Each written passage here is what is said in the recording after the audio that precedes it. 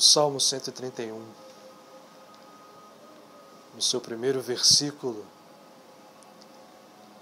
nos fala como é bom estarem reunidos, irmãos, em perfeita harmonia. Em hebraico, Hinei matov umanaim shevet ahima gam yahad.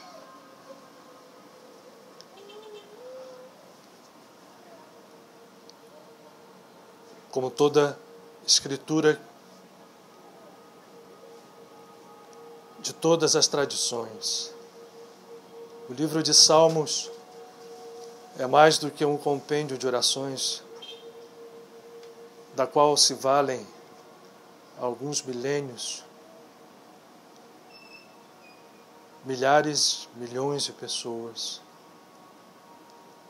É uma estrutura codificada de sabedoria que nos é concedida pelos nossos maiores e que, quando não apenas é entendida, mas vivida, possui poder transformador, poder de acionar estruturas mais profundas da nossa alma, ainda dormentes,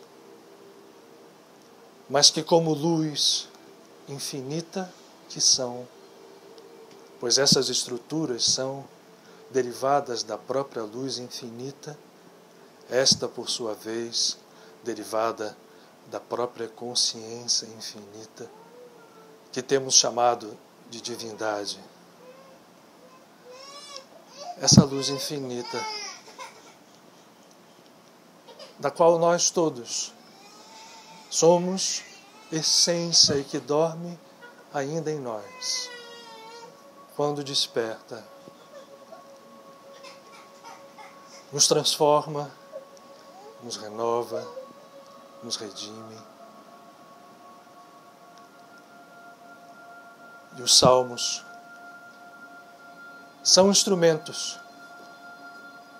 que, quando tangidos com consciência, com devoção e com conhecimento, nos guiam até essa transformação, até essa renovação. Hinei matov umanaim shevet ahim gam yahad. Como é bom estarem irmãos unidos em harmonia. Quando nos reunimos aqui, todas as vezes que assim ocorre, esse estado de consciência, a busca dele ao menos, com toda a intensidade, com toda a devoção que temos em nós, deve ser a nossa guia, o nosso propósito, o nosso motivo. Não existe nenhuma razão para estarmos aqui senão a de que juntos, unidos em harmonia como irmãos, em verdade, possamos construir em bases de luz caminhos para encontrarmos a nós mesmos e a força infinita que reside, repitamos, adormecida ainda dentro de cada um de nós. Temos a sagrada oportunidade, na pouca mais de uma hora que passamos juntos, de construir esse caminho, entendendo em verdade o que seja a verdadeira fraternidade, exercendo esse doce perfume que emana de um coração que aprende, apreende e exercita o que é fraterno, porque encontrou o amor, perfume, luz, vida. Mas mais do que isso, cura, renovação, despertar. Nesta tenda de trabalho, que é como o nosso amado Padre Pio gosta que seja chamada a sua casa. Como tenda erguida num deserto que ainda todos nós temos dentro de nosso ego e no qual caminhamos buscando a terra prometida. Esta tenda armada é ao mesmo tempo um oásis, se dele soubermos nos valer. Construir esse caminho de bondade e de amor que renova e cura é o propósito para o qual nós todos somos, a todo o tempo, chamados, voz que ecoa nesse deserto, mas que quando a ouvimos, tem o poder absoluto de renovar toda a estagnação que construímos com nossas ilusões e tantas vezes tão denodadamente.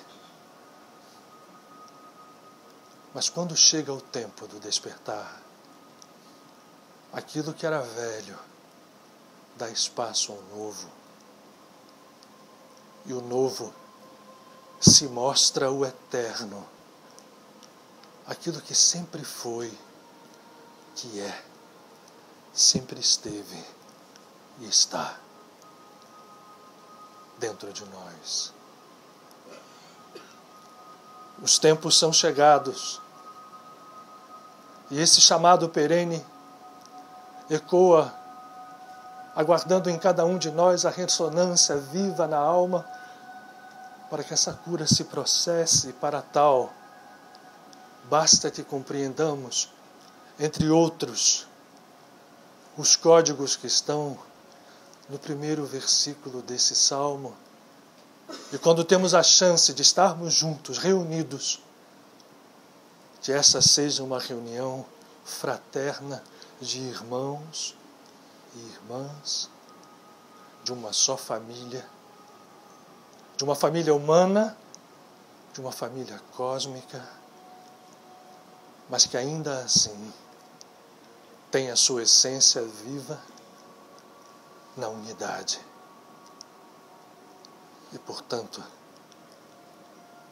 quando compreendemos em verdade e não recitamos apenas, mas professamos o que está ali escrito, como é bom estarem os irmãos unidos em harmonia, estamos realizando, ainda que não tenhamos a completa noção disso, uma obra sagrada. E que certamente não se resumirá a nós que aqui estamos, se estenderá a muitos e muitos outros irmãos também, até que a verdade que aí está, descrita nesse versículo, possa valer para toda a família humana. E por mais distante e impossível que pareça esse sonho, um dia ele será a verdade plena e viva. Hine matova umanaima shevet ahima gama yahad.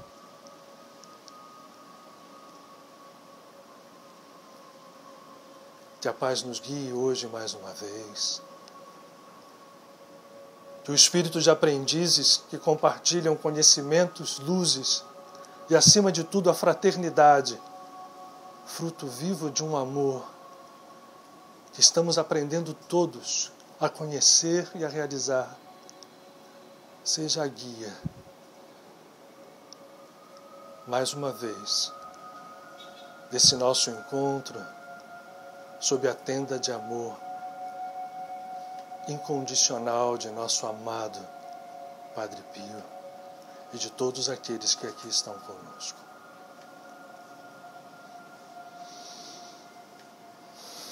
Amém. Ve amém.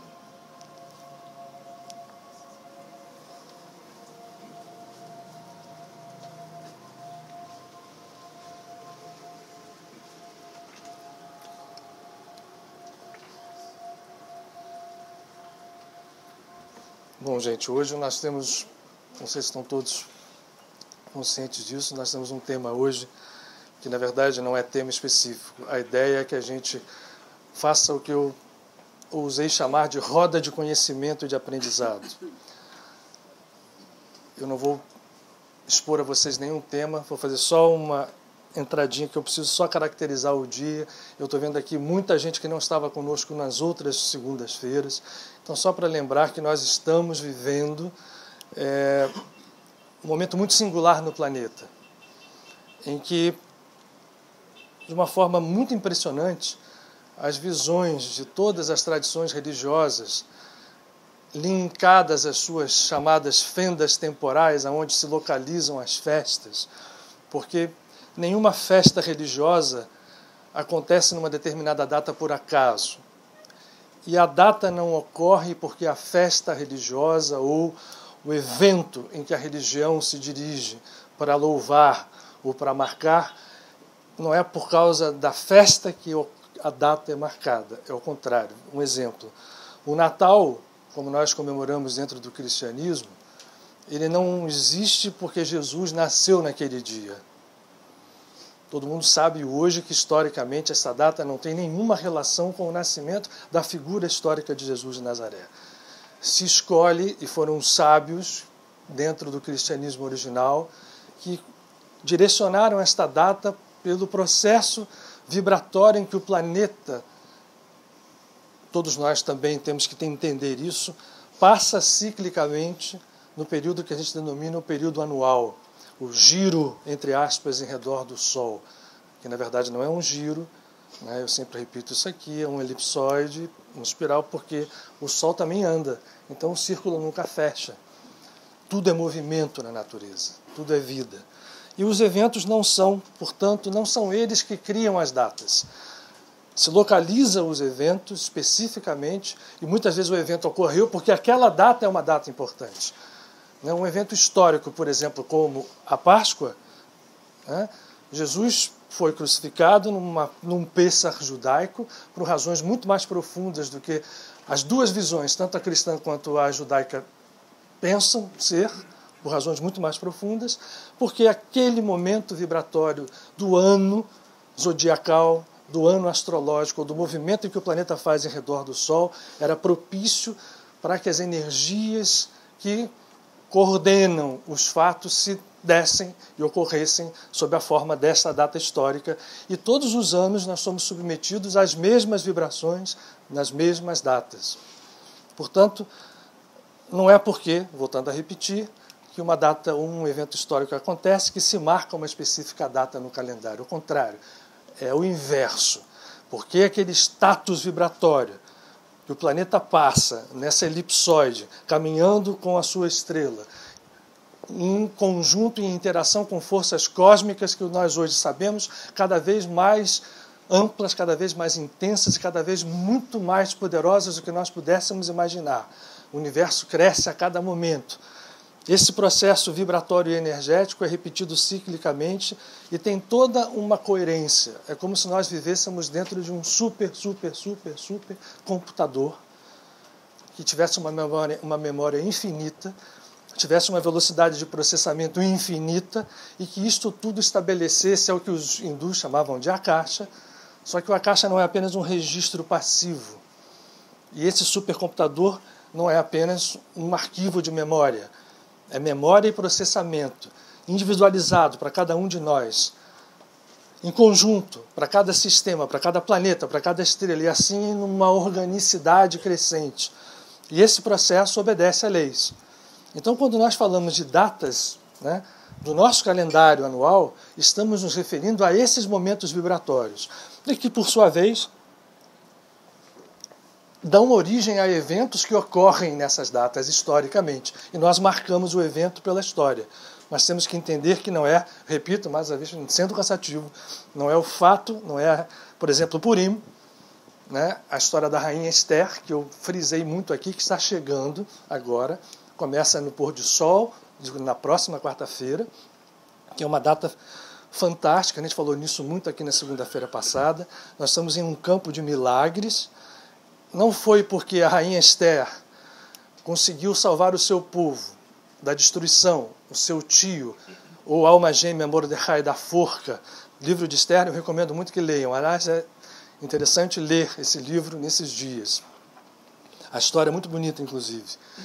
Não foi porque essa história aconteceu que nós comemoramos Purim. Ao contrário, a data onde foi estabelecido primeiro a chacina do povo e depois aonde aconteceu o inverso, aquele que foi enforcado, ela que propiciava uma determinada característica de vibrações que seria favorável, vejam só, a duas coisas opostas.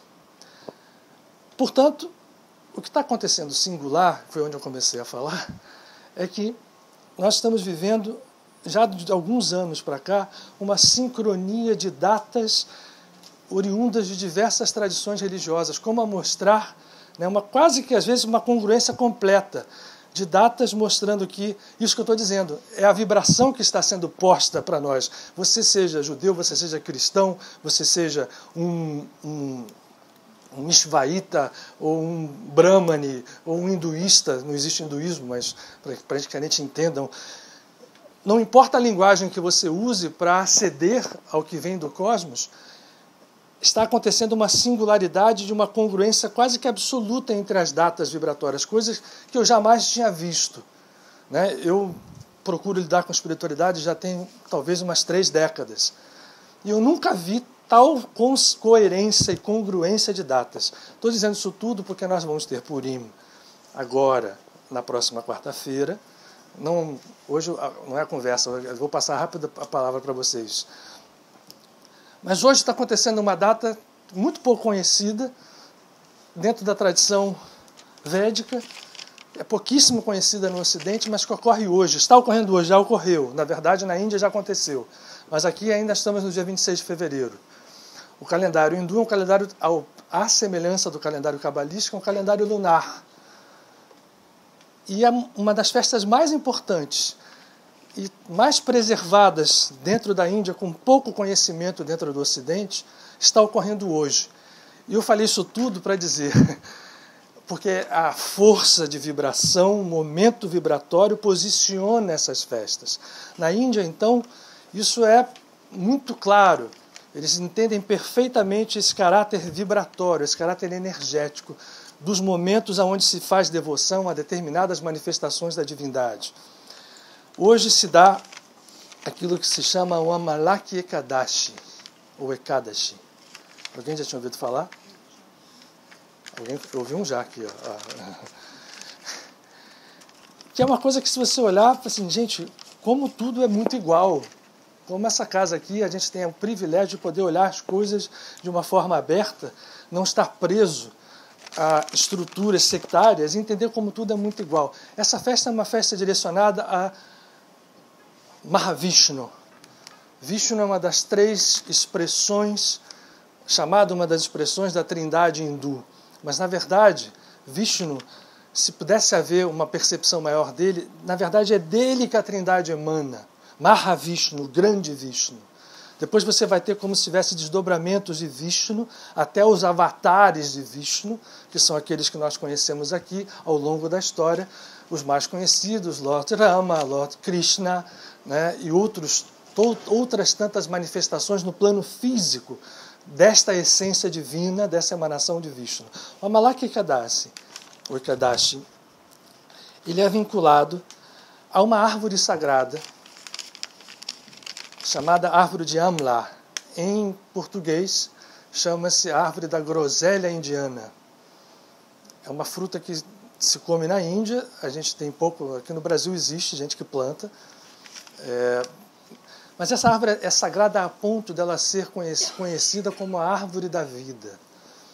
Na tradição védica, como na Kabbalah, o mundo e o universo se expressa através da figura de uma árvore, de cabeça para baixo, onde as raízes estão no alto e os ramos todos se estendem na criação dos universos. A árvore de Amla é exatamente o posicionamento reflexo deste universo que está emanando das suas raízes superiores os ramos para nós, da forma em que nós podemos fazer de plantar as nossas raízes aqui e emanar o nosso tronco em direção a encontrar essa árvore, até que esta árvore e a árvore universal sejam uma só. E, portanto, ela é sagrada. Sagrada a ponto de ser devocionado a ela nesse dia. A Índia, em várias regiões da Índia, se reúnem as pessoas à volta da árvore, porque ela é considerada o canal dos milagres. Olha que coisa interessante, eu falei a vocês que as datas estão juntando. Então, hoje, no dia 26 de fevereiro, perto de Purim, que é um dia onde se faz um milagre supremo dentro da tradição cabalística judaica, se aproxima, em termos temporais, essa congruência temporal que eu jamais havia visto, uma data como... porque é um mês lunar, é um mês de Paraguna, na lua crescente desse mês, que se localiza em datas variáveis no Amlaki Kadashi. E está acontecendo hoje. Se faz jejum, no Purim também se faz jejum, se faz uma festa enorme em devoção à presença de Vishnu nessa árvore com a sua companheira de criação, Lakshmi. Então, que dia que nós estamos tendo hoje? Eu só queria ressaltar isso, depois só para, no final, quando nós formos fazer a nossa meditação, a ideia hoje é que vocês perguntem, e no final nós vamos fazer uma meditação de trabalho em conjunto. A gente vai mostrar, só para dar uma ilustrada, uma foto dessa árvore, e para que a gente possa, aqueles que queiram, se nós nos conectarmos a essa força. E Vishnu, eu diria o seguinte, e Vishnu um dos seus avatares é Krishna. É algo que a gente só experimenta a sua vibração através da meditação, não dá para a gente definir. E eu recomendo que mesmo aqueles que não tenham tanta afinidade com essa tradição, que experimentassem um dia meditar em Vishnu, em Lakshmi, e no poder que existe dentro dessa expressão da divindade, ainda que ela às vezes seja afastada das nossas culturas, né, ou da nossa cultura ocidental, do poder que emana disso. Graças a Deus nós temos alguém como Paramahansa Yogananda e como Swami Vivekananda que vieram ao Ocidente trazendo a possibilidade de nós entendermos que ali não estava idolatria, não estava panteísmo, não estava adorar vários deuses, ao contrário, ali estava escondido um tesouro de unicidade, de monismo absoluto, pronto para aqueles que tivessem esse conhecimento, essa devoção, dele se valerem, dele se utilizarem. Então, no final, antes da nossa meditação, o Michael passa para nós, para vocês conhecerem essa árvore da groselha indiana. Eu acho que no mínimo isso é curiosidade. Não é uma árvore, nem é uma árvore grandiosa, a gente podia esperar, né? Uma árvore de, sei lá, uma sequoia, mas não, é uma árvore extremamente humilde, tem uma característica quase de uma palmeira, mas ainda assim hoje a Índia, em grande parte dela, do seu 1 bilhão de habitantes, devociona nessa árvore a presença de Vishnu, de Mahavishnu. Muito bem, vamos à roda de conhecimento. Eu queria não dizer que a gente faz perguntas e respostas aqui, tá? Nós vamos trocar ideias. Temos tempo para isso, são 8h20, pelo menos até 9h15 a gente tem. Vamos tentar estender um pouco menos, eu queria que vocês me vigiassem, às vezes eu me empolgo demais, né? Às vezes as perguntas são desafiadoras, mas se eu começar, alguém aí faz assim, ó, para a gente, para ter tempo. E quem quiser fazer pergunta, independente do assunto, tá? Não há restrição de assuntos. O que vier à cabeça de vocês, se eu não puder responder, aí é diferente. Eu vou dizer, enfim, não tenho condição, não sei, né? Quem quer começar? Emanuel. Ele já tinha me apresentado uma pergunta antes, é por isso que eu estou... Previamente, ele já me mandou uma... que não é uma pergunta, é uma constatação. Se você quiser compartilhar isso com a gente aqui... É no microfone. O microfone está aberto. Só que ele está desligado. A gente liga. Aí eu cheguei até a pensar em trazer um banquinho para sentar, para ficar um negócio bem... Uma cadeira. Um violãozinho. Um copinho. Vem.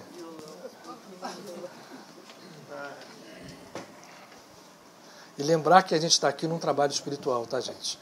Em todo momento aqui a gente mantém essa consciência, porque isso eu posso dizer com toda...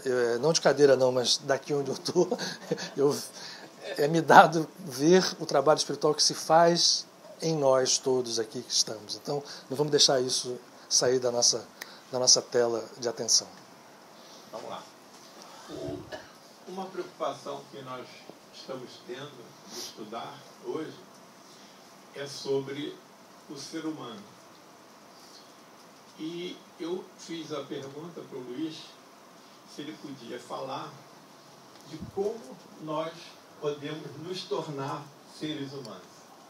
Essa é a pergunta. Já que nós não somos seres humanos. Nós somos seres primitivos, daquele de 450 mil anos atrás, que vivia para sobreviver e para procriar. É até hoje assim. A gente mata os outros, a gente não tem amor pelos outros. A gente é primitivo, mata para poder conseguir alguma coisa e vai vivendo assim. Então, nós temos no caminho, e eu me perguntei durante algum tempo, uma das coisas que eu pensei é que se um caminho, deve ter uns 7 mil caminhos, era que se a gente diminuísse a nossa ignorância, se a gente nos conhecêssemos mais. O autoconhecimento já diminui a ignorância. Saber que a gente já melhora um pouco o ser humano. Então é isso que eu perguntei ao Luiz e pedi para ele nos falar aqui. Pergunta de amigo. Foi pior que com o Divaldo. Foi melhor que o do Divaldo. Pois é. Então, eu acho que, na verdade, quando a gente levanta esse assunto, cada um de nós tem, certamente, nós que estamos aqui, uma noção de qual seria uma resposta a esse questionamento que o Emmanuel faz, também ele sabendo quando faz isso. Não, pode ser um workshop de uma semana, pode ser o estudo de uma vida inteira, e pode ser uma troca de ideias que a gente faça aqui.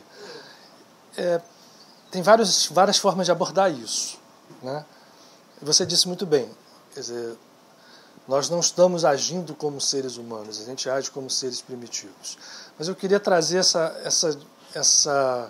esse enfoque, a ótica, para um pouco mais profundo, como você também falou, Emmanuel. A gente sabe que o conhecimento, o autoconhecimento, nos leva a um determinado nível de consciência que estabelece alguns parâmetros que modificam, ou pelo menos nos apontam para modificar esse comportamento que é normal nosso, né?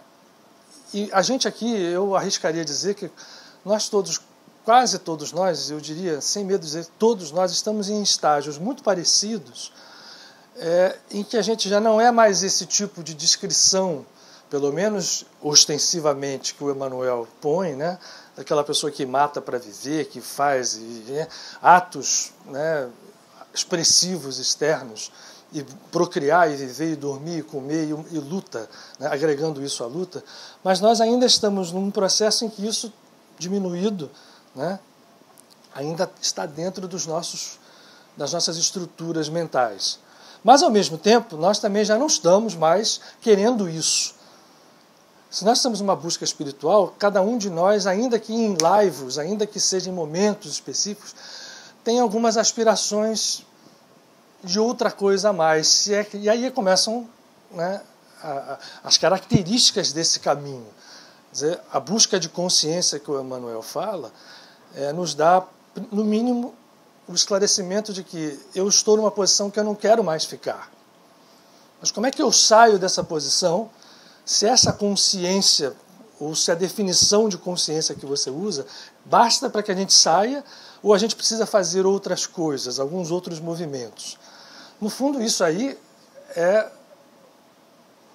o mapa, o modelo, isso aí, sair do estado primitivo em que a gente se encontra, para entrar num estado em que o que vingue seja outro tipo de relação interna e externa de nós como seres com os nossos companheiros de caminhada, ou seja, a humanidade inteira, esse processo, ele veio, esse mapa e modelo, ele está configurado na vida e no ensinamento de todos os grandes avatares que passaram pelo mundo.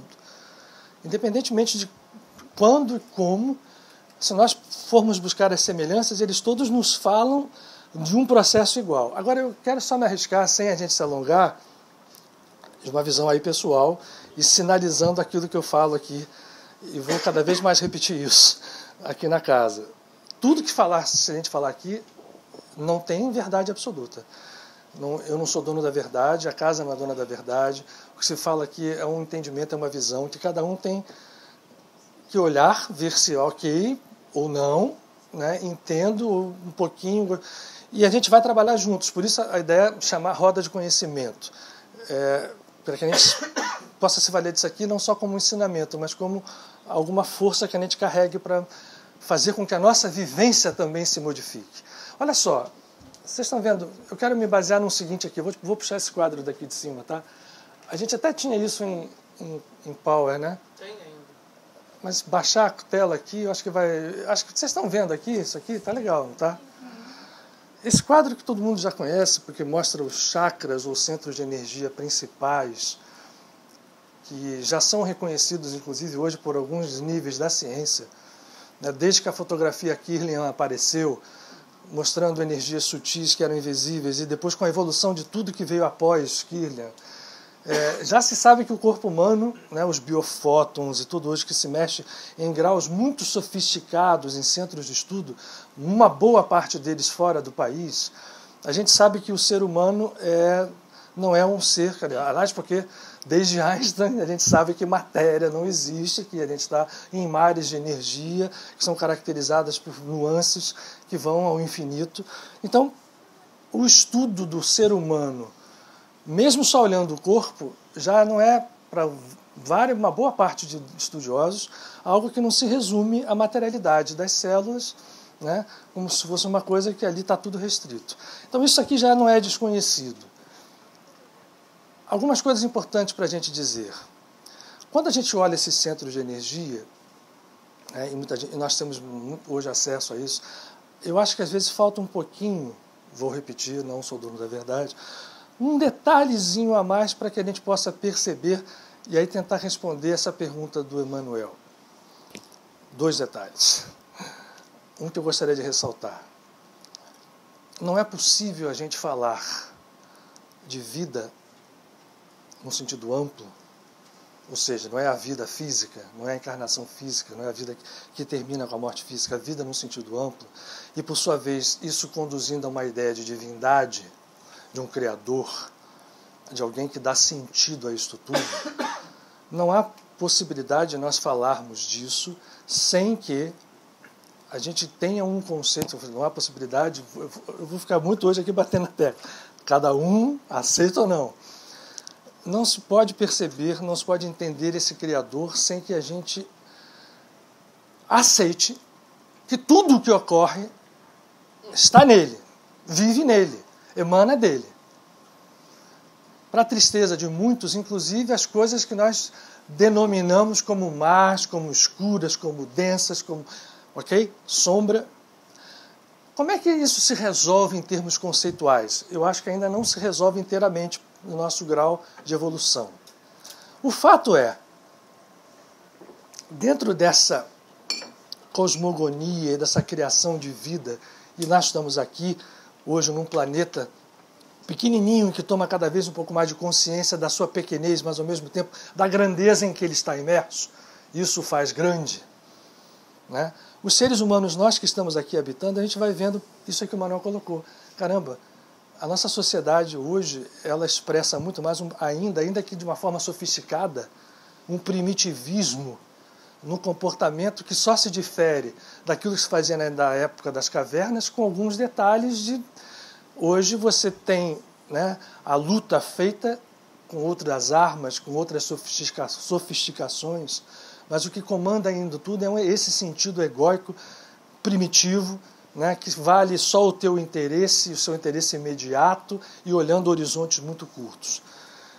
Só que o fato é, estamos imersos em um mar de energias, e mar de energia significa mar de consciência.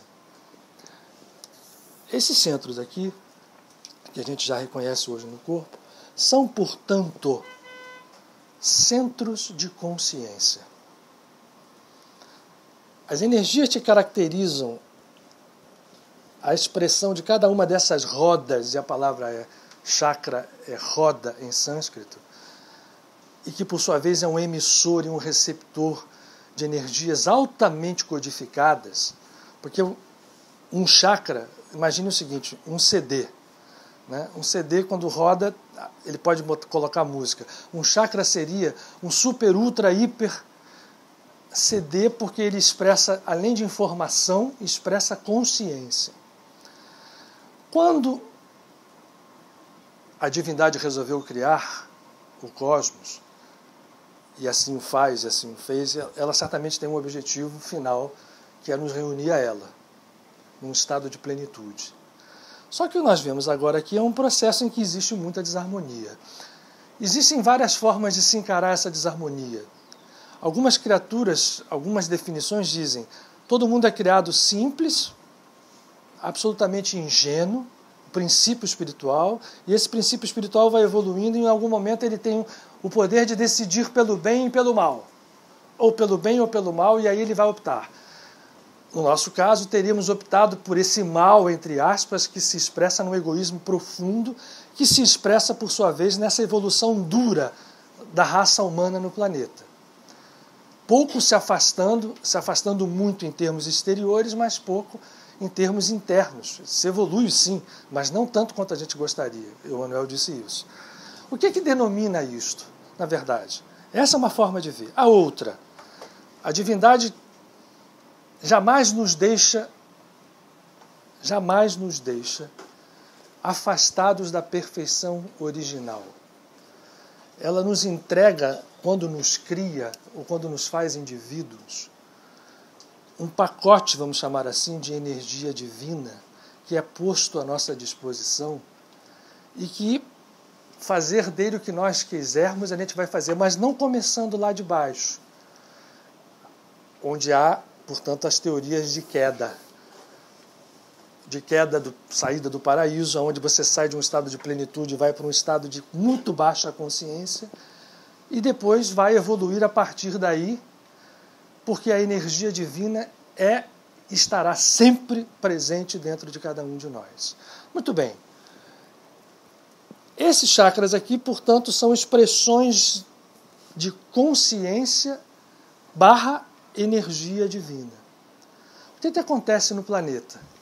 A maioria das pessoas, a maioria dos bilhões de seres que aqui estão, tem esta energia divina que podia estar expressa dessa forma como está aqui. Isso aqui é uma forma de um bom começo. Ou seja, esse ser daqui, ele tem aparentemente equilibradas todas as estruturas de consciência e de energia divina que se expressam na sua manifestação humana, no nosso caso. Ali, só para a gente fazer uma comparação, aqui seriam as sequências evolutivas. Aqui está um ser que evoluiu além desse estado. A consciência dele, vejam isso aqui, a tentativa de representação de energias que se expandem através, os chakras ainda estão ali. Esse outro aqui seria uma terceira representação ainda mais, vamos chamar assim, conectada à divindade, onde você vê desaparecerem os chakras. E aqui uma série de estruturas, é uma figura chamada toroide na geometria, de toroides interconectados que compõem uma unidade. E aí já não há mais energias separadas, há uma unificação da energia. Isso aqui é uma tentativa de representação muito pálida, provavelmente em relação ao que é. Esse estado aqui é o estado que o Emmanuel, olha, quando a gente for seres humanos, eu acho que talvez seria isso aqui. O que acontece na maioria das pessoas? Eu nos coloco entre elas. A maioria das pessoas vive com a sua consciência divina. E vou ressaltar a palavra divina. Tudo é divino. mesmo essa consciência baixa que aparece na sociedade, em que as pessoas lutam, brigam, só querem saber do seu interesse imediato, entram em conflito o tempo inteiro, essa essência, ela tem uma natureza divina, só que está sendo aplicada num grau de consciência, e aí os chakras nos ajudam. Vocês já sabem, ou já devem ter ouvido falar, que o grau de estruturação, de refinamento da consciência é relativo à ascendência dessas energias na nossa árvore da vida, que é a coluna vertebral e a medula espinhal, até o templo cerebral. Na maioria das pessoas, apesar da gente ter um corpo físico, todo mundo tem um corpo físico com cérebro, coração, medula, sistema nervoso, sistema circulatório. Esse corpo físico todo mundo tem. Do Einstein a um psicopata daqueles da pior espécie. Todos têm um corpo físico com todas essas estruturas físicas. Só que o grau de consciência de cada um vai variar de um santo, de um Einstein, na qualidade com que ele aplica a energia divina e aonde ele a manifesta. Se essa criatura não quis, ou não pôde, ou optou, não vamos, fez com que o seu grau de consciência permanecesse, por exemplo, só nesse chakra básico, presa ali, os hindus chamam isso de Kundalini, e a iluminação para a visão hinduísta ou a visão védica é a ascensão dessa energia, ou da consciência, portanto, que caracteriza a energia. Eu estou sempre falando energia / consciência, porque é importante. A consciência de um psicopata, sem querer julgá-lo, do pior grau, ou de um assassino em série, ela jamais vai estar aqui. Apesar dele aparentemente pensar, falar, se expressar, o cérebro dele trabalhar, mas das trilhões de células cerebrais dessa pessoa, provavelmente uma parte muito pequena está trabalhando. Porque apesar de o cérebro físico se manifestar, a cor, a característica da energia que move, da consciência que o move, está presa aqui. E esta estrutura daqui, básica, ela trata apenas das razões imediatas de sobrevivência. Medo, fuga, aqui estão estruturadas todas as reações de condicionamento mais primárias. Ataque, defesa, posse, destruição, um conflito absoluto da polaridade, da dualidade. Vamos falar um pouquinho agora de nós, no nosso grau aqui. A gente já não está só aqui.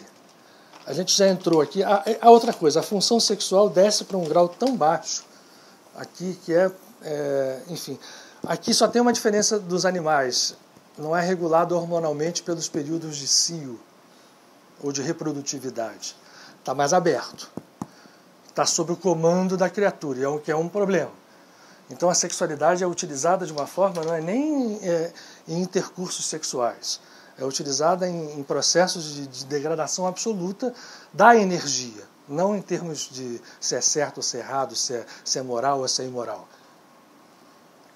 Para você ter uma ideia, só vou dar um exemplo bem... Médicos aqui devem saber disso. Eu trabalhei em pronto-socorro há alguns anos, como todo mundo que é médico aqui já o fez, e a gente sabe de histórias, por exemplo, a Central do Brasil. Não sei hoje, estou falando do tempo que eu ando. O banheiro masculino, teve uma época que teve que haver uma intervenção disciplinar dentro do banheiro masculino, porque as pessoas que saíam dos trens e que não conseguiam, entre o seu trem e o seu trabalho, deixar de se masturbar num banheiro, elas não conseguiam. Tal era o grau de condicionamento desta energia aqui nesse nível. E essas pessoas eram por uma compulsão, onde a estrutura de pulsões está estabelecida aqui. Então a sexualidade está no nível. Esse chakra do meio, ele tende a falar de uma sexualidade já um pouco mais elevada, onde o relacionamento entre os dois sexos se dá, ainda aqui dominado pelo ego. Então eu estou usando sempre a comparação de que a cabeça existe fisicamente, mas o seu pensar está aqui, o seu sentir está aqui, o seu vibrar está aqui. A nossa consciência está aqui, e ela que domina, essa cor aqui que manda. No nosso caso, eu diria que a gente está aqui, ó, nesses três, porque esse outro é o chakra do domínio do ego, onde o ego se estabelece. E aí, com laivos de toque dos outros chakras superiores, se nós tirássemos uma foto nossa, se fosse possível, ter um aparelho que fotografasse o nosso grau de consciência, estaria isso daqui vibrando e aqui apagando e acendendo, que são quando a gente ama, quando a gente tem percepções de fraternidade, de consciência plena. Mas são flashes. O processo se passa aqui, de domínio ainda, de querer, né, conquistar coisas, conquistar pessoas, estruturar a nossa vida. Ainda que nós sejamos grandes figuras na sociedade humana, a cabeça não está, o templo cerebral físico está lá, a pessoa está falando, está existindo, tem uma personalidade, mas a sua consciência está restrita aqui. O que o Emmanuel fala de nos tornarmos seres humanos é um trabalho de fazer com que esse processo deixe de ser restrito aqui e passe a integrar completamente as estruturas em ascendência, até que o cérebro funcione realmente como um templo, e aí passa a se conectar com isso que está aqui, ó. Porque nesse exato instante, dos 7 bilhões de pessoas que habitam na Terra, talvez, sei lá, eu vou chutar número porque eu não sei qual é o número, mas um número muito grande, isso aqui está completamente vedado. Mas eu não estou falando disso aqui está vedado, aqui funciona fisicamente com estruturas, mas a consciência vem daqui. Então, quando ele fala, quando ele pensa, quando ele age, é como se tudo fosse vermelho. Vamos imaginar que a cor desse chakra seja vermelho, em termos didáticos, né? E até mesmo na percepção. Sem culpar o vermelho, tá, gente? Porque aí fica o vermelho é uma cor ruim, não pode usar. Não é verdade. Não é verdade. Faz parte das estruturas. E se harmonizado, o vermelho é a cor do rubi, por exemplo, uma pedra preciosa que tem um poder vibratório absurdo. E é usado em várias... Por exemplo, a gente falou dessa festa do Amalak Ekadashi, as pessoas que têm dinheiro na Índia vão a essas árvores e colocam pedras preciosas, entre elas os rubis. Então o vermelho rubi, por exemplo, não tem nada a ver com... Mas vamos lá, eu dar o exemplo do vermelho. Ó, eu falei que falava pouco, ninguém está me mandando parar, hein? Quem me mandar parar? Também você pergunta um negócio desse.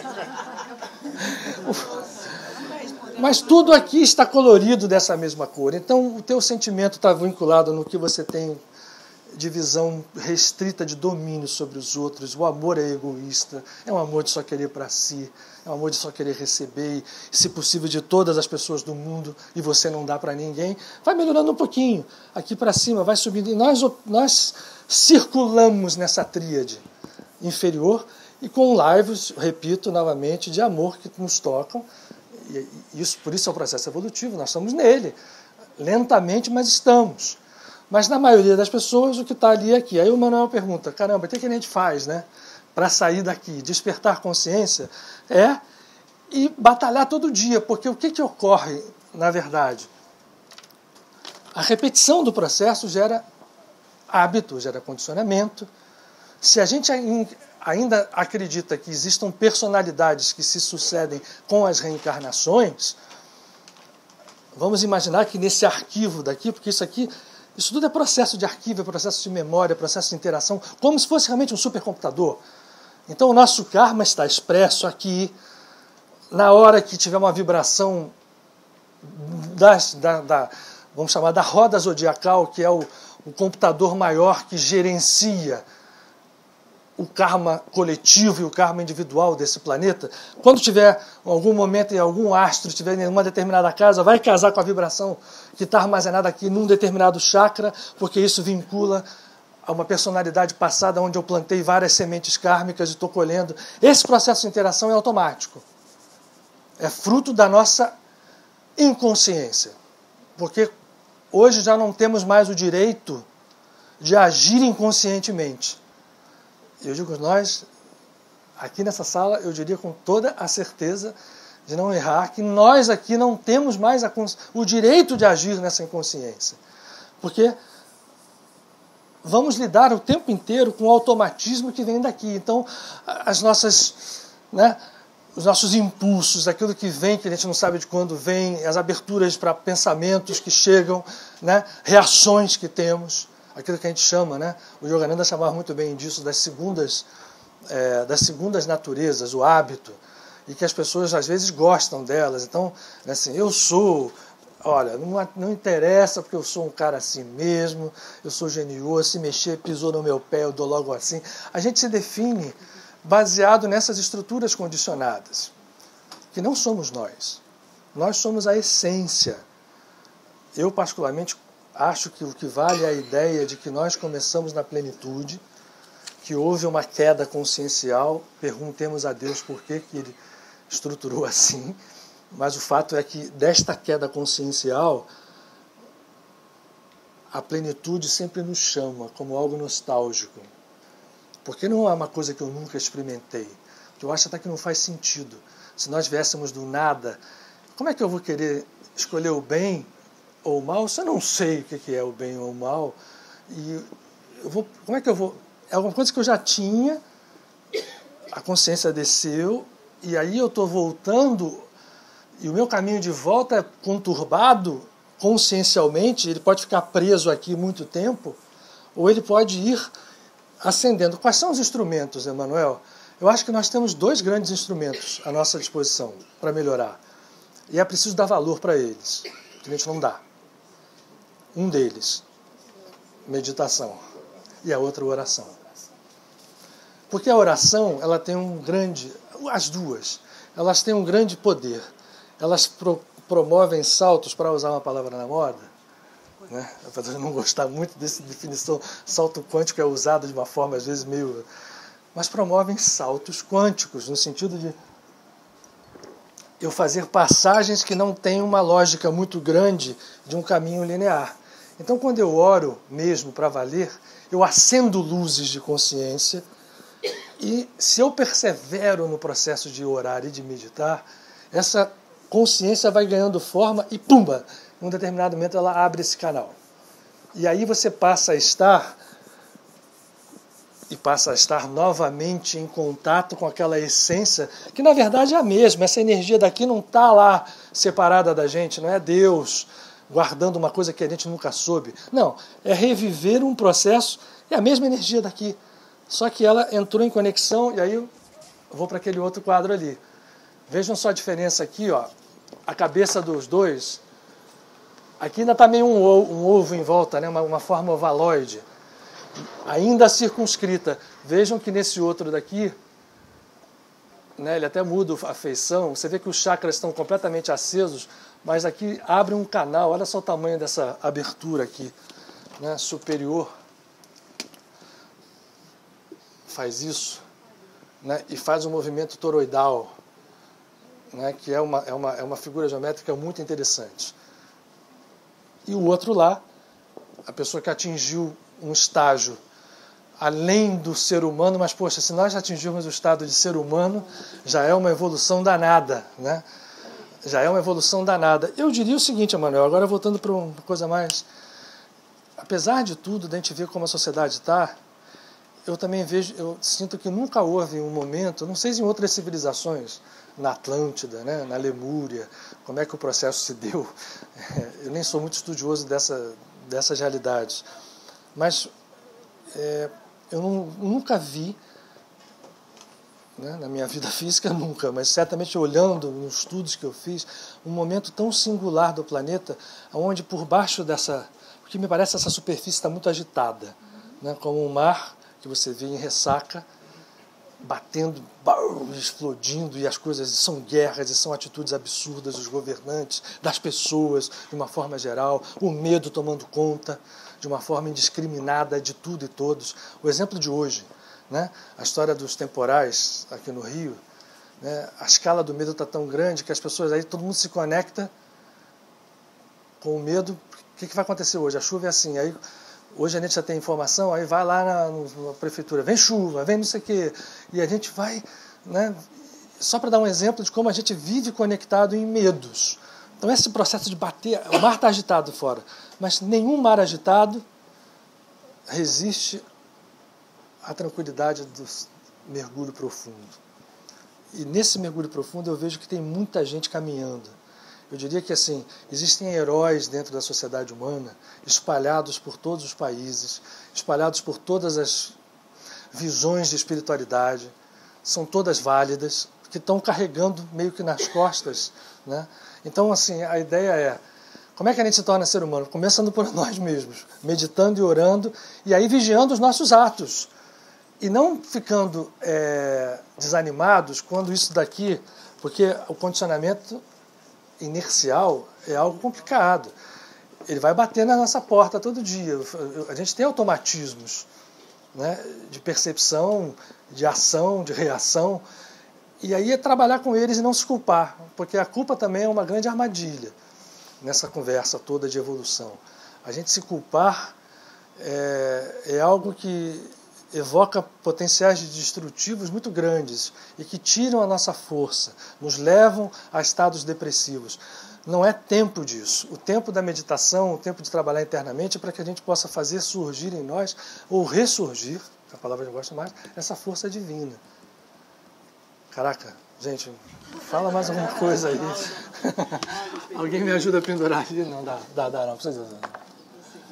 Talvez a gente acerte, depois a gente só acertar ali. Ó. Fala, Paulo. Não, mas a gente está aberto, o microfone, pega só o microfone. Ou sobe aqui ou pega na mão. E todo mundo, gente, tá? Vamos agora... Deixa eu sentar aqui, posso sentar do seu lado aqui? Princípio, ninguém é dono da verdade. Ok? Mas eu vou agora, dentro do aspecto ansiado aí, previsto pelo Emmanuel, fazer um super, hiper, sei lá, resumo para tentar chegar a alguma coisa que a gente... Ansiedade de todos. Na verdade, que é a ansiedade de todos. Nós sabemos, a ciência hoje fala, pelo menos é o que até agora é muito difundido, que em um momento houve o Big Bang.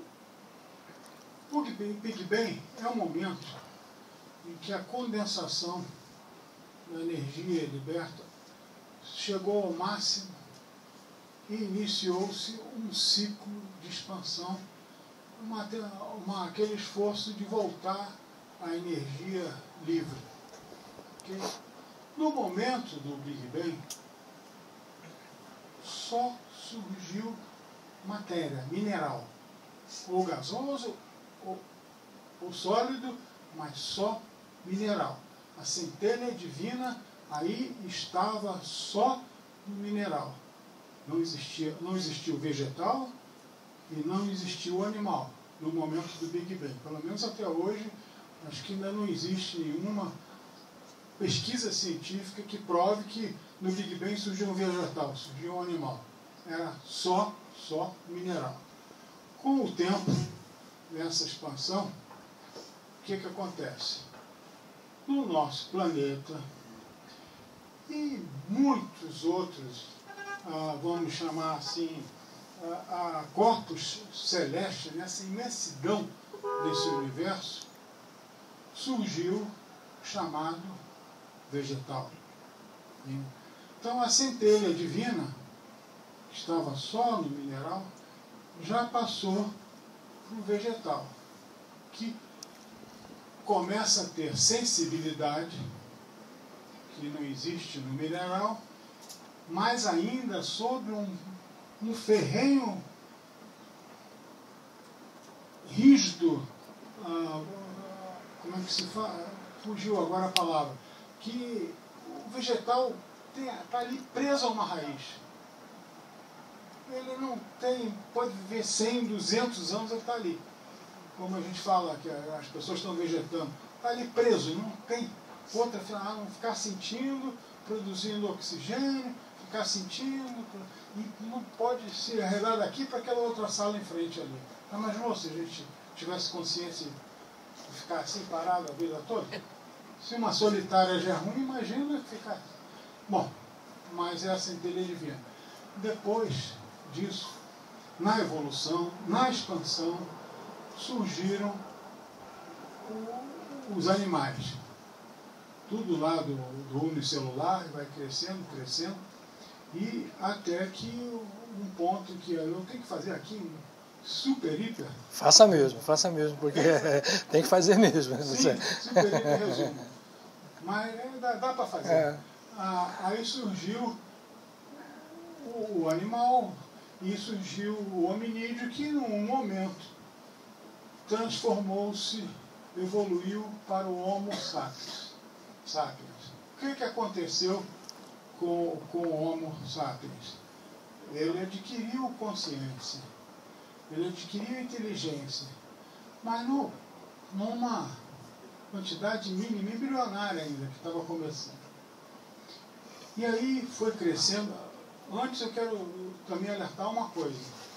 Nós somos iguais, comparando uma analogia, nós fôssemos um formigueiro. Não temos noção, é como um formigueiro aqui não conhece o formigueiro que está lá do outro lado da cidade, nem conhece o mundo inteiro. Coitada das formigas. Por favor, não é momento de brincadeira. Nós não estamos aqui numa área social para nos divertirmos. Desculpe. Tá? É uma concentração, eu tenho que fazer um resumo muito sério. E nem estou aqui mostrando sapiência, não. Só estou analisando o que eu capto vendo as coisas. Por favor, né? Então, é por isso. Por isso a pergunta dele. Por isso. Né? Paulo, vamos em frente. Então, o que acontece é o seguinte. O formigueiro que está aqui, ele não conhece lá do outro lado da cidade, muito menos os formigueiros que existem no planeta. E assim somos nós com relação ao universo. A gente não conhece o que está por aí. E achar que só está na Terra que surgiu o vegetal, só na Terra que surgiu o animal, não. Foi surgindo, e a inteligência, a consciência foi surgindo de várias maneiras. Nós chegamos a um ponto agora de evolução, e para o Criador o tempo e o espaço não existe, a coisa isso aí é uma ilusão da matéria da terceira dimensão, porque para Deus é o absoluto. Então, ele não está, é o eterno presente, ele não está preocupado se vai demorar muito ou não, no nosso conceito. Está tudo. E a gente está chegando a um ponto, ok? Dentro disso, que a Terra, agora vamos chegar para um universozinho pequenininho, o planeta Terra, né? Chegou-se à conclusão que nós estamos sofrendo as dores do parto de uma nova era. E como é que essa transição ainda dentro da terceira dimensão, dentro do nosso, como é que vai ser essa modificação? Vamos considerar que o mundo de provas e expiações sejam esses presídios aí que a gente está vendo essas barbaridades todo dia na imprensa. E que o mundo de regeneração sejamos nós aqui fora. Nós não temos a mínima condição, nenhum de nós aqui, de viver dentro de um presídio. Porque aqui eu me dou bem, como eu gosto. Não existe, nós estamos no outro nível. Então, no momento em que a maioria da humanidade chegar a esse ponto de não conseguir conviver dentro de um presídio, mas viver aqui fora, nós estaremos no mundo de regeneração. Entendeu? Nesse momento, e isso está se ampliando cada vez mais. A hora que esse balanceamento de um e de outro, se nós tivéssemos hoje uma aparelhagem, uma tecnologia, que, como a gente tem de ver, todos os canais, o canal de televisão, quantas pessoas estão ali conectadas, a gente, mas pudesse sentir o espírito de todas as vibrações que estão correndo nesse instante pelas redes sociais, pelos meios de comunicação, no mundo inteiro. 24 horas por dia, né? No mundo inteiro, a internet, com tudo isso aí. Se a gente pudesse medir o padrão de mensagens, iríamos ver que o padrão de amor está aumentando e diminuindo aquelas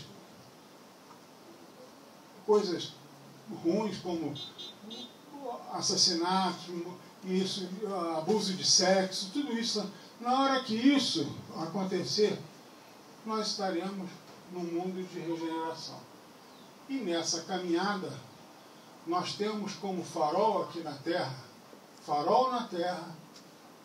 o Cristo. Porque é o máximo que nós, aqui nessa situação, podemos entender e captar. Ok?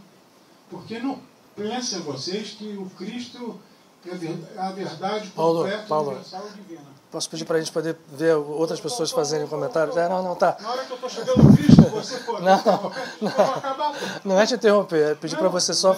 Eu vou Até para você expor uma opinião sobre o Cristo, tem pessoas aqui que acham o que acontece de repente há outros faróis, né? Então, é só... Então, para nós podermos, já vamos ser mais humanos, entendeu? Quantos humanos? Olha aqui, nessa sala, esses quadros, nos outros andares, e está cheio de humano na Terra, está cheio de gente que já estaria no mundo de regeneração. É só ver aqui no Padre Pio quantos quadros temos. Então, tudo isso, dentro de uma perfeição divina, que Deus é perfeito, dentro do amor, tudo vai ser, está indo de acordo, em harmonia. Um já disse, conheça-te a verdade e conhecerás a si mesmo.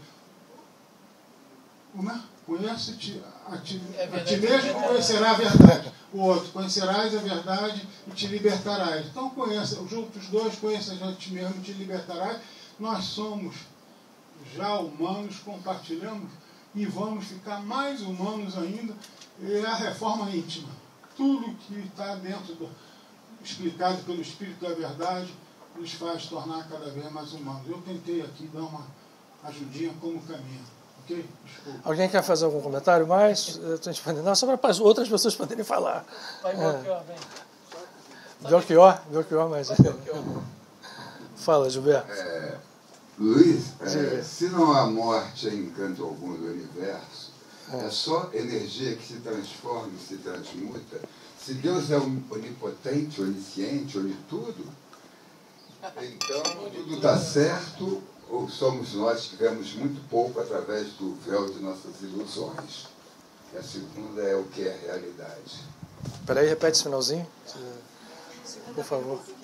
A segunda pergunta. A segunda, tá. Olha isso. Somos nós que vemos muito pouco através do véu de nossas ilusões. E o que é, na sua concepção, realidade. Se vira nos 10. Se vira nos 5. Sobre o que é a realidade. Então, Vai ter que ver Matrix. só para a gente...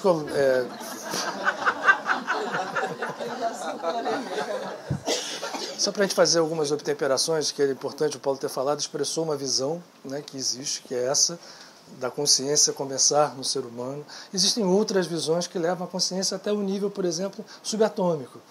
Então, como a gente aqui na casa tem uma liberdade absoluta de pensar, acho que para muita gente, para vocês, foi bom o Paulo ter posto essa visão, porque faz sentido, realmente é uma visão progressiva, mas de onde essa consciência parte, onde ela vai, se ela está ali, ainda para nós é uma incógnita, né?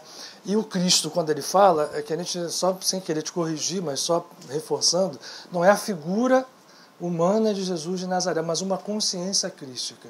Que o que a gente vem aprendendo aqui é reconhecê-la em todos os avatares que passaram pelo planeta, cada um na sua época histórica, cada um no seu contexto, e que se nós fizermos não um quebra-cabeça, mas montarmos uma coisa orgânica, nós vamos ter uma estrutura que vai tornar coerente e sinérgica a missão de todos esses, né? E por isso vale a pena, vale quando alguém tem mais afinidade com Jesus na figura do Cristo, ou quando tem afinidade com figuras crísticas em Buda, em Krishna, em outros avatares, né? E o fato de que essa é uma visão, sim, né, da consciência. Por exemplo, há uma percepção, só para dar uma ilustrada rápida, né, o Big Bang, para muitos é esse início, e para outros é a expressão de uma queda de uma consciência anterior. que o Big Bang é uma explosão de caos a partir de um grau de evolução que eu já vi. Então, nós ainda estamos no começo de um abecedário e temos à nossa disposição um processo de... o que é fato, eu acho, isso é importante, porque nenhum deles disse diferente. Os modelos que nós temos é o Cristo em Jesus, é o Cristo em Krishna, é o Cristo em Buda. É a força que tem esses dois métodos, que a gente despreza, oração e meditação. Não é oração religiosa, não é você fazer uma oração... Quando a gente fala oração, é conexão interna, né, do ser com a sua natureza divina. E aí, na verdade, quando a gente, por exemplo, esse período de milagres aí, que está acontecendo, que essa festa de hoje, por exemplo, do Amalak Ekadashi, é uma festa de milagre. Ela surge, tem até uma história que eu não vou contar, porque aí eu já ia dar mais tempo, de como ela surge. Qual é, né, uma pergunta a um sábio chamado Vashista, que ele aparece na história, né, Vashista Muni, que é um grande sábio que os reis vão perguntar, e ele conta uma história explicando o poder de milagre do Purim, por exemplo, o poder de milagre desse Amalak Ekadashi. Existem na nossa caminhada pontos aonde a gente consegue dar verdadeiros saltos quânticos. E a oração, quando bem entendida, quando bem realizada, e a meditação, em conjunto a ela, quando a gente chega nesses pontos, se a gente ora todos os dias, se a gente medita todos os dias, se a gente procura mudar a consciência todos os dias, quando chega nesses pontos é como se a gente ganhasse um acelerador de força infinita que nos joga muito para cima, o que não acontece com as pessoas que não têm essa consciência, com a maioria das pessoas que passa lotado nessas datas, né? Que está aí, amanhã vai ser o mesmo dia igual para eles, mas para nós não será igual, hoje não foi igual. E quanto mais isso for verdade na nossa vida, agora vamos tentar a pergunta do Gilberto. Repete lá, Gilberto, de novo, que todo mundo já esqueceu, com a sua voz. Você quer saber só o que é a realidade? Estou querendo saber também. Até a teoria do próprio Big Bang está quase caindo. Na verdade, você tem o chamado Big Bounce, que hoje é uma teoria que sucedeu o Big Bang, que são as idas e vindas, que fala muito da história das respirações bramânicas, né? Que o universo vai e volta a cada uma das inspirações e expirações de Brahma, né? Então, o Big Bounce, porque oscilações... Mas isso, gente, a gente vai ficar aqui... Os hindus já chamavam de Mavantara. A respiração de Brahma. O Petrobaldi já falava. O Petrobaldi, sempre numa visão pura e simplesmente ocidental, vai ao encontro do mesmo conceito, né? Tudo é um. Bom, posso me fixar na segunda? Qual é a primeira, Roberto? É pior, pois é, mas por isso que eu estou querendo ver o que eu não sei. Fala, Manuel. Eu queria 2 minutos só para falar um negócio. Fugiu da realidade. Pois é, tá vendo? Me deu tempo aqui. Você vai. Não, brincando, vamos falar sobre isso. É importante a gente falar. Uma historinha, só para lembrar sobre a evolução. Que eu estava querendo que a gente evolua para ser humano, né? Aí vai conseguir. Mas a história é assim: um monge, chefe de um monastério, ele tinha os seus discípulos. Os discípulos reclamavam que estava caindo os pedaços do teto. E ninguém tinha dinheiro, porque eles eram pedintes, né? Aí ele falou o seguinte: vou fazer um teste com vocês. Vocês vão na aldeia do lado e roubem lá. Roubem o que vocês puderem roubar. E a gente, com esse dinheiro, faz a obra. Mas só tem uma condição: vocês não podem roubar nada se alguém estiver vigiando. Vocês não podem ser flagrados em nada. Aí eles saíram e o monge entrou no monastério e chegou lá, tinha um discípulo lavando a cozinha. Falei: peraí, todo mundo foi roubar e você não foi? Ele perguntou ao discípulo: mestre, mas eu estou cumprindo o que o senhor mandou. Como assim? O senhor pediu para que ninguém podia saber o que você estava fazendo. Não podia ser flagrado. Então, como eu sei o que eu faço, eu me vigio o tempo todo, eu não podia ir roubar, porque tinha alguém me vigiando. Era eu mesmo. Achei que fosse Deus. Acho que esse monastério é em Brasília. Esse é o Marco. Porque nós temos que nos ligar. Olha só. Essa da realidade veio outra para Não. A gente pode fazer até uma segunda-feira que vem um outro encontro desse, se vocês gostaram. Aí para nessa pergunta. Pois é, 2 segundos seguintes. Essa pergunta sobre a realidade eu queria falar. Primeiro, é impossível a gente dizer o que é. Por que razão? Agora sem brincadeira. Como é que eu vou definir uma coisa que é infinita? O que eu posso é fazer o contrário, eu posso dizer o que não é. Porque é o seguinte, a palavra definir significa exatamente isso, dar fim. Na hora que eu defino, já não é mais a realidade. Mas é uma expressão, é um espelho.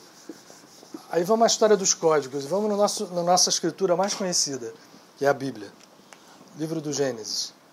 Né? Não fala Deus, a palavra na Bíblia no original não é citada a palavra Deus. Propositalmente o hebraico se refere a este ser que a gente chama de Criador com vários nomes, dependendo vamos chamar assim, do que eu quero, da sua qualidade que está agindo naquele momento. Então, Elohim, que é o Criador, que já é uma coisa complicada, não é a conversa nossa aqui, mas aí, de onde veio essa história do Big Bang? Elohim é um nome de Deus duro, é um nome de Deus que pega para valer, é julgador, é karma. Então, o Gênesis abre dizendo, o Deus do karma pegou no caos, Tohu e Bohu, onde ele flutuava em cima, e fez daí surgir a luz.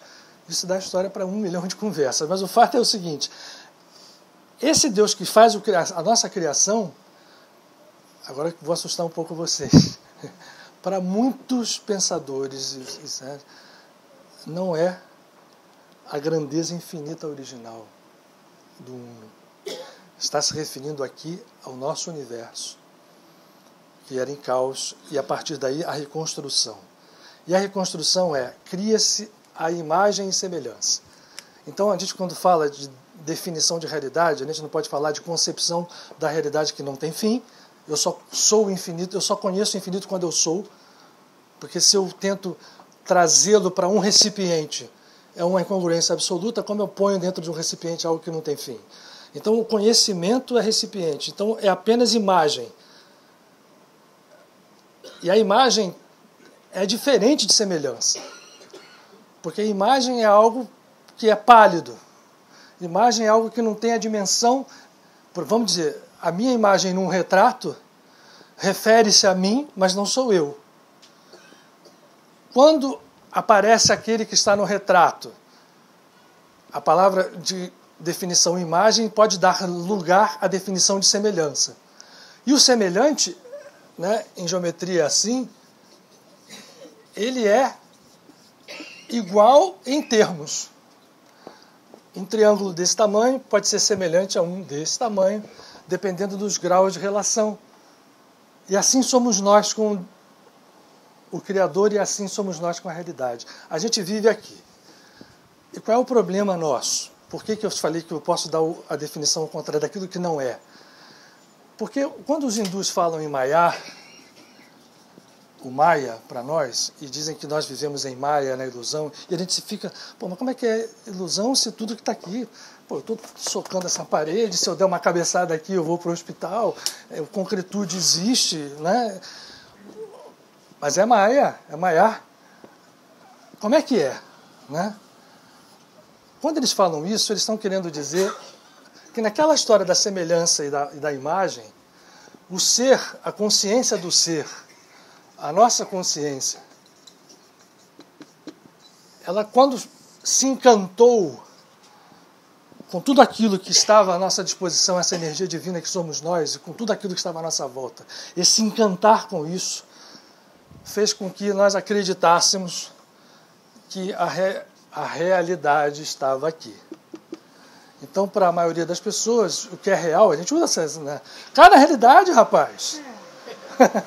Aliás, é muito bem dito, né? Cai na real, cai na real. Bota a cabeça no chão do que você chama de real. Não é que você vai ficar vivendo um sonho. É porque você tem que entender que isso daqui só faz sentido se eu entender que isso faz parte de um conjunto infinito. E se eu der a isto, que é parte, a característica de ser todo, aí eu caio na ilusão. Aí eu estou caindo em Maya. E vocês sabem o que quer dizer a palavra Maya em sânscrito? Pouca gente sabe, mas é altamente elucidativo.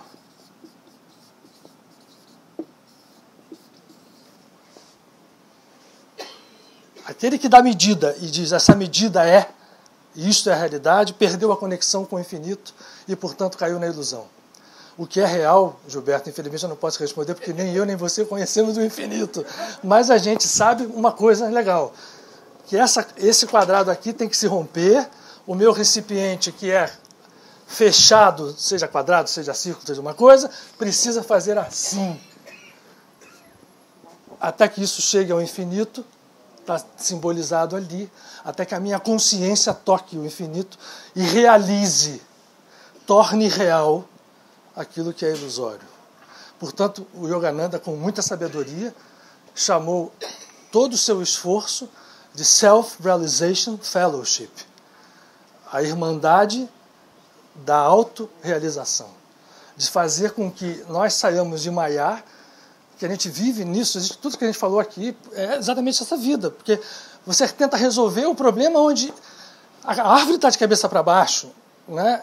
O que essa beleza dessa festa hindu é o seguinte, eles entenderam que, ok, a árvore está de cabeça para baixo e a solução vem de lá, mas como eu estou na terra, deixa eu fazer uma árvore que, sem perder o contato com a terra, esse é o grande segredo, para a gente não se transformar em sonhadores.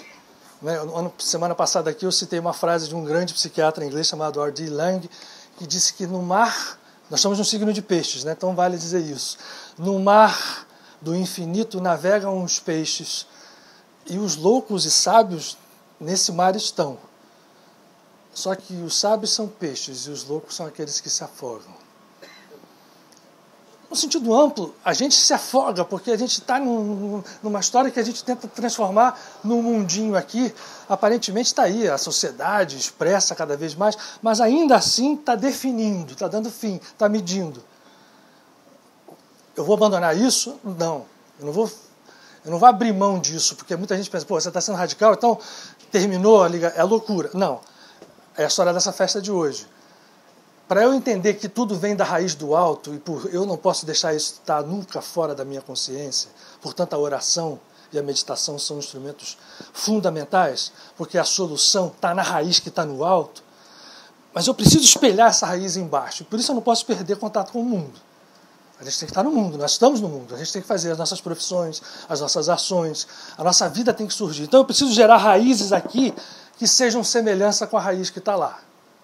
E esse processo tem que unificar as duas árvores. Por isso essa árvore é tão sagrada, da groselha indiana, e essa festa é tão fantástica. E é uma festa que diz, quando você consegue isso, e você consegue encontrar Vishnu e Lakshmi... Vamos botar o... Quer botar aqui? Dá tempo. Eu quero fazer a meditação com vocês, mas dá tempo para vocês verem.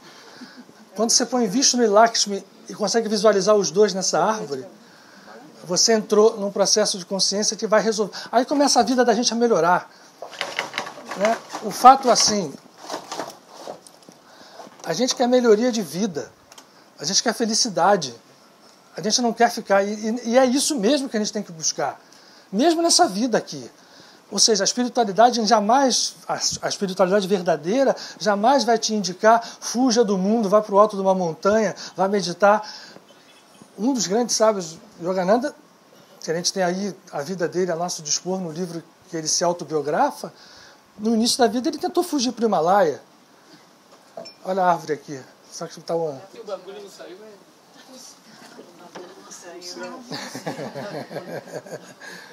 Essa aqui é... Olha aqui, ela nem é nenhuma árvore, né? Mas olha que interessante, bonita. Eu comprei umas sementezinhas dela, eu vou tentar plantar um. Passa mais uma, Michael. Olha a devoção. Quando você... Olha como a festa é interessante. Ali está no meio Krishna. Lord Krishna, que é um avatar de Vishnu. expresso no meio de uma árvore dessa que está ainda num vasinho aqui. A pessoa montou eu achei interessante. Oi? Para unificar essas duas árvores, até em cima e embaixo, as ferramentas mais acessíveis seriam a meditação. A meditação e a oração. E aí eu gostaria de propor a vocês da gente fazer um encontro um dia, só para... Eu já fiz isso alguns anos atrás, mas eu diria que hoje eu faria de uma forma um pouco diferente do que eu fiz, explicar o que seja a oração no seu sentido mais profundo, e como a meditação aliada à oração são instrumentos poderosos, reais, tocam a realidade infinita, ainda que a gente não consiga defini-la, mas eles vão lá e vão tomar a seiva dessa árvore e vão fazer com que a nossa daqui cresça e no final das contas as duas árvores se transformem numa só, né? Tá? Vamos... O casal. Ah, tá aí. Essa é essa. Aqui, porque aqui está, para quem não sabe, Lord Vishnu com o seu grande chakra, Dharma Chakra, que é uma arma poderosa com que ele rompe os karmas. E que Krishna, na batalha, usou isso num determinado momento, num código para fazer mudar uma situação que estava completamente perdida também. E Lakshmi, que é a deusa da fertilidade, da riqueza, da felicidade, da abundância. Vocês veem aqui, ó, que tem até umas moedinhas caindo da mão dela. E é assim que ela é devocionada na Índia. Esse casal sublime. E aqui elas são postas...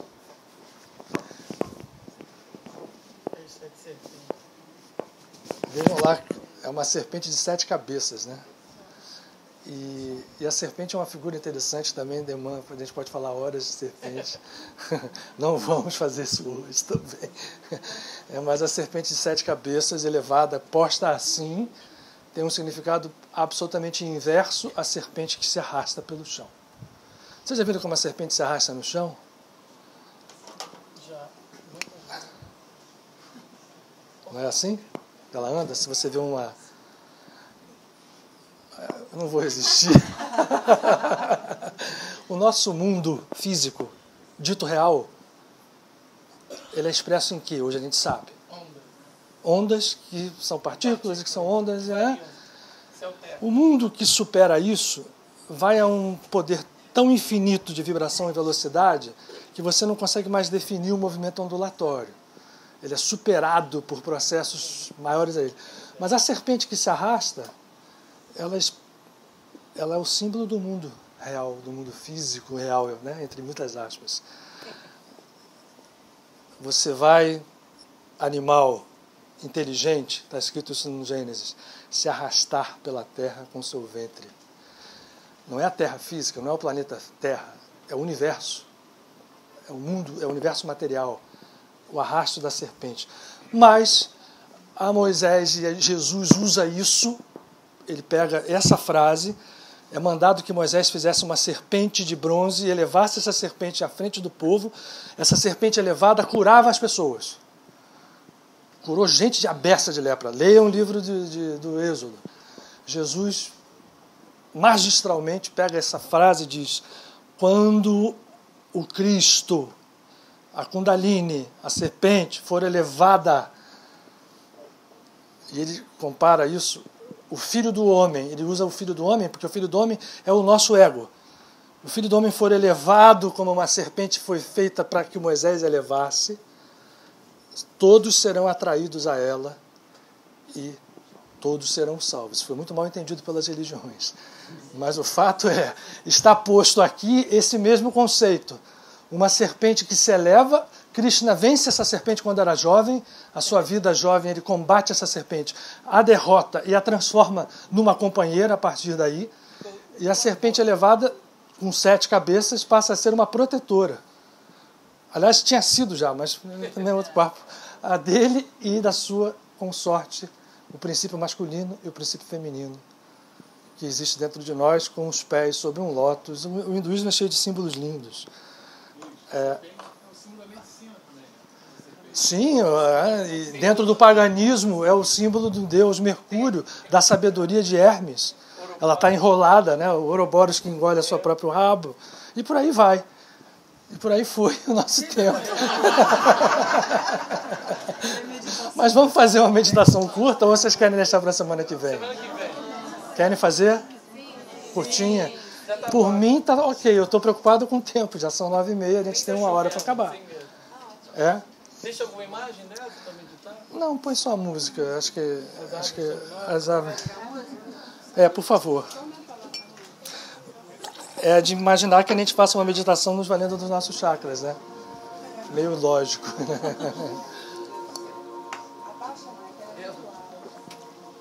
Eu queria que a gente diminuísse a luz, por favor.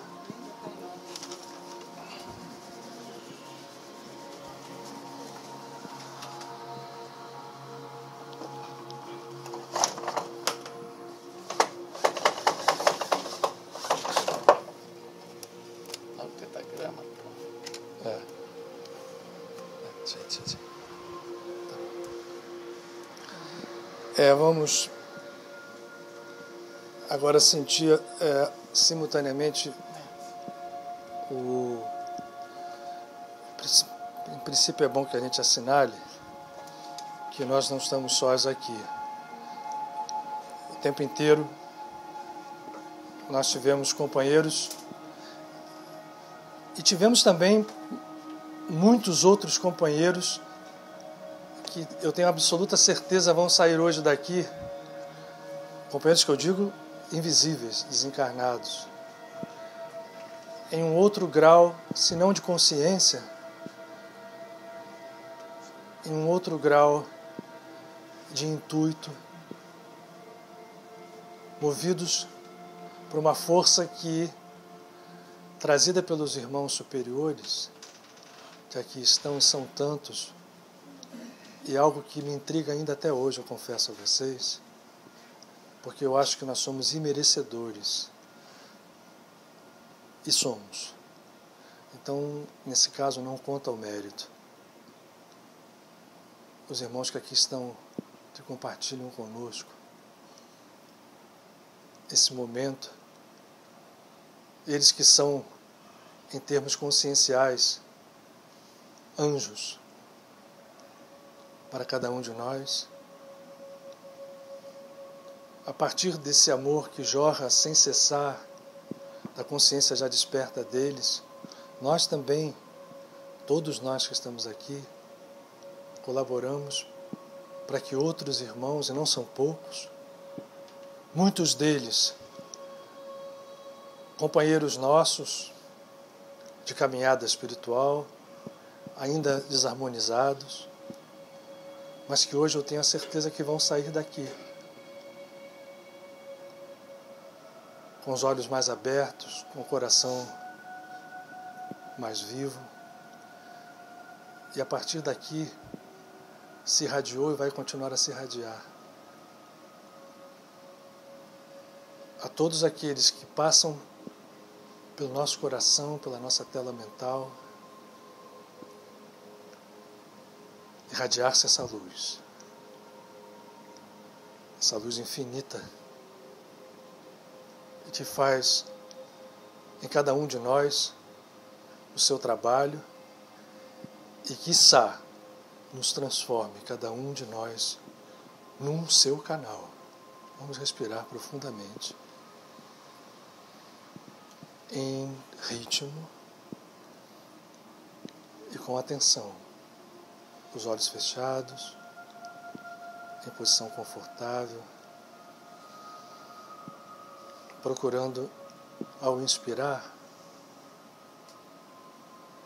perceber que não é só o oxigênio físico que penetra os nossos pulmões, mas junto ao ar físico, especificamente aqui, nessa congregação de irmãos, vem o prana divino,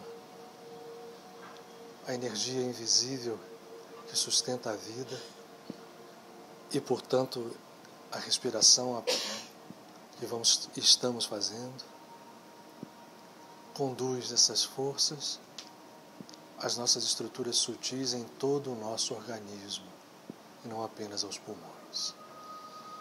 Portanto, ao inspirar, procurem distender o abdômen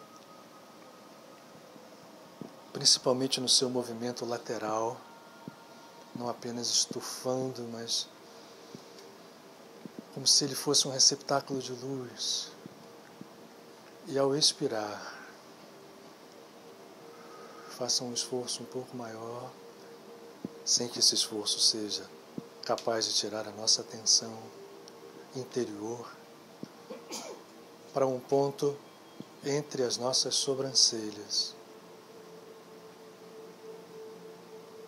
Ali está um centro de consciência que precisamos despertar. Então, com os olhos fechados, o olhar interno voltado para esse ponto, muitos de nós terão uma percepção real de um movimento giratório. Alguns verão mesmo cores. E aqueles de nós que não virmos nem percebermos, não nos preocupemos. Apenas imaginemos, e a imaginação é força, que ali reside um centro de consciência e de luz. Porque consciência e luz são uma coisa só. E que a cada inspiração,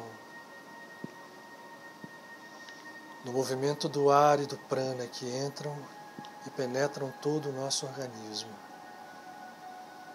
essa luz que vem do alto penetra o topo de nossa cabeça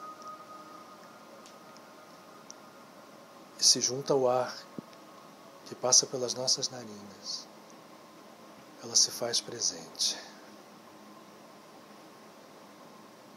Nós vamos trabalhar hoje o movimento de alto para baixo, num primeiro momento.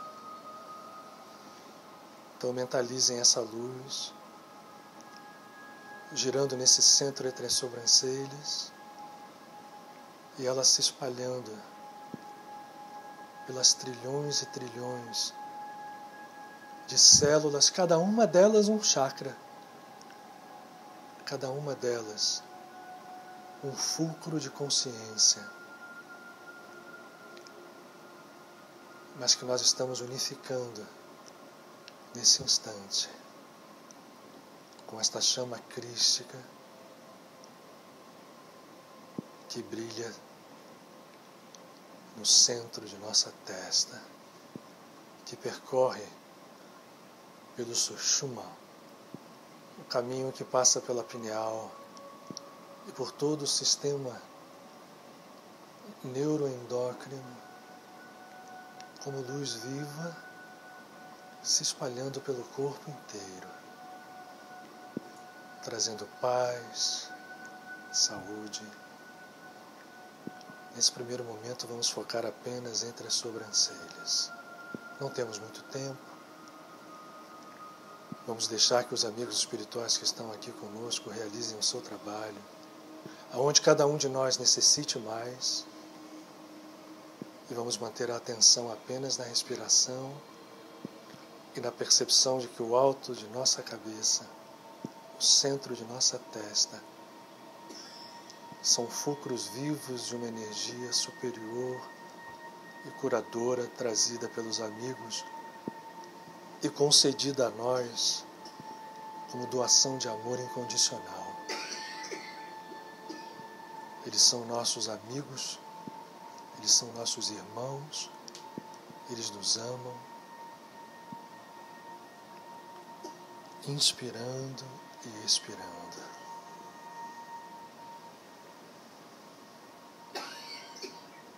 Inspirando e expirando. Luz pura. Todo o corpo, como se por caminhos que se desdobram ao infinito, porque trilhões e trilhões de células nos dão uma noção de infinito. Da ponta dos pés, passando pelos membros inferiores, pela nossa zona perineal, onde estão os chakras, que tocados por essa luz que vem do alto, são como que nesse toque, convidados a despertar. Essa luz penetra e do alto para baixo se expressa em todo o nosso corpo físico e nos nossos organismos invisíveis que se conectam imediatamente a ele. Vamos continuar a respirar, cada um percebendo. Eu agora fico um pouco em silêncio. A força que nós podemos movimentar com processos simples como esse, que podemos fazer todos os dias, ao menos na hora de dormir.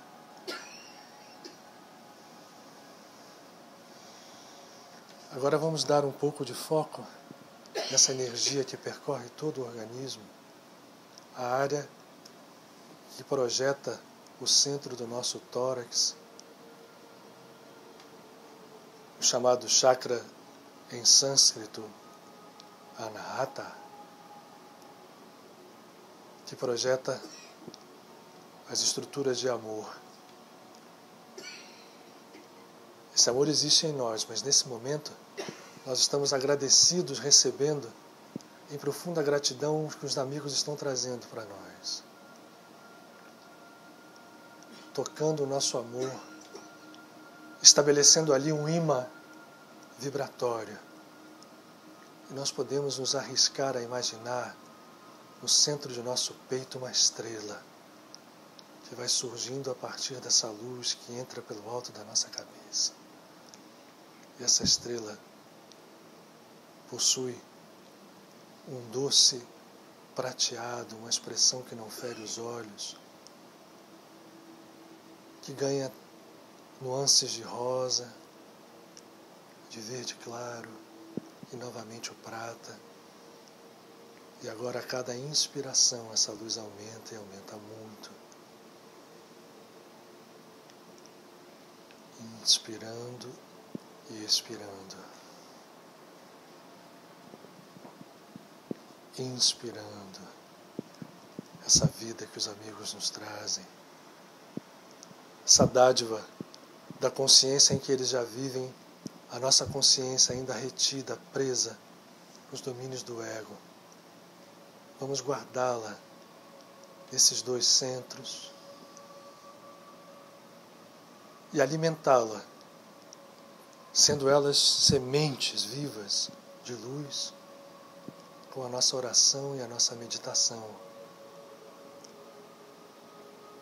Vamos sentir essa luz se expandindo em nosso tórax e vamos sentir, ainda que de longe, o amor dos anjos.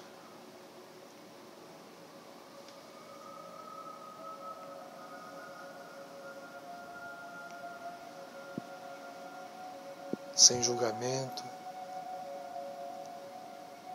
apenas amor, como diz Padre Pio, transformado em verbo, amar, amar, amar, nada mais do que isso. E essa luz nesse chakra, conectada aos chakras superiores, irradiada por todas as células, será o imã que vai atrair a luz divina que está nos nossos chakras inferiores. Nós não vamos fazer essa meditação agora, mas eu transmito o recado que os amigos nos passam. Por isso vamos estender apenas mais alguns momentos, fortalecendo a nossa imaginação e a nossa concentração nesses dois focos de luz, entre as sobrancelhas e no centro do tórax. Essa luz será a semente viva, um imã para que nós possamos unificar as duas árvores, fazer com que a árvore da vida, como um lótus perfumado, expresse o seu perfume retirando a matéria-prima desse perfume do lodo em que pisamos.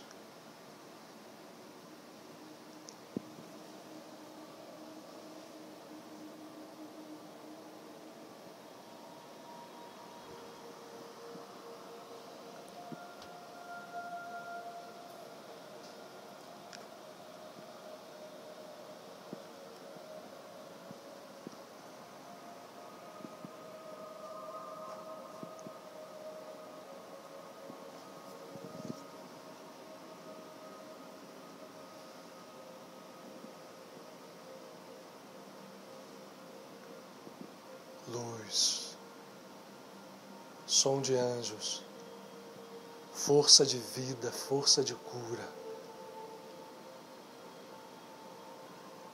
Podemos agora pedir, primeiro pelo mundo inteiro, por esses bilhões de irmãos nossos, essa família em que vivemos, e depois concentrando as forças em nosso país, em nossa cidade, e depois, finalmente, nos nossos familiares e amigos, até chegar às nossas próprias necessidades. A oração deve sempre seguir a um estado preparatório, meditativo. Vamos agora fazer, cada um de nós, essa nossa oração pessoal, rogando pelos nossos amados, muito amados, pais, filhos, companheiros e companheiras, irmãos e irmãs, amigos e aqueles que ainda não são nossos amigos. Temos a certeza que um dia serão, com a força que emana desse amor incondicional.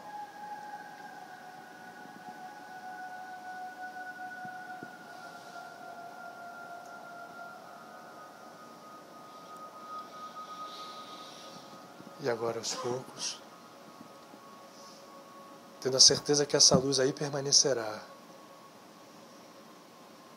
respirando ainda, vamos voltar contraindo a musculatura dos pés, das coxas, do períneo, dos braços, a presença do corpo.